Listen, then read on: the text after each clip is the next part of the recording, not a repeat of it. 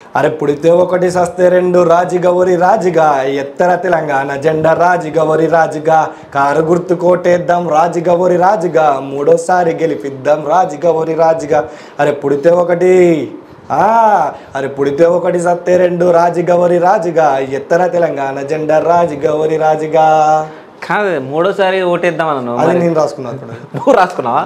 ఓటేసినావా? మరి ఓటు వేయకుంటే ఏమైంది ఇప్పుడు? ఓటేసి అంటే మా ఏరియాలో అయితే తెలంగాణ వచ్చిందన్న. ఓకే, ఇక ఊర్లలో కథం అయిపోయింది. ఊర్లలో కథం అయిపోయిందా? వస్తుంది మళ్ళీ టైం, అంతేనా?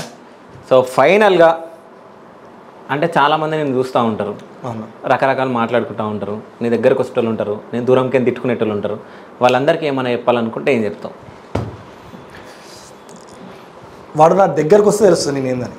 ఓకే, ఇప్పుడు నన్ను దూరంకి వెళ్ళి నువ్వు తిట్టుకున్నావు అనుకో, నువ్వు ఏడా తిట్టుకుంటే నాకు కూడా వినిపించదు. అది నీ మనసులో నువ్వే తిట్టుకుంటావు, నువ్వే చేస్తావు. ఇప్పుడు నా గురించి నువ్వేమన్నా ఒక మాట అన్నాడు సుమంత్ ప్రభాస్, ఏమన్నా తెలుసానా? నువ్వు విషయం తాగి నేను కావాలంటే నేను చేస్తానా? విషయం తాగేది నువ్వైతే నువ్వే చేస్తావు కదా. అంతే, నువ్వు దూరంకి వెళ్ళి తిట్టుకుంటే నువ్వు అట్లనే తిట్టుకుంటూనే ఉంటావు. అది నాకు వినిపించదు, నాకేం పెద్ద ఫరక్ కూడా పడదు. నా ముందుకు వచ్చి నువ్వేమన్నా తిట్టినావు అనుకో, దానికి సమాధానం చెప్తా, లేకపోతే నువ్వు తిట్టింది పడతా, దానికి సమాధానం లేకపోతే.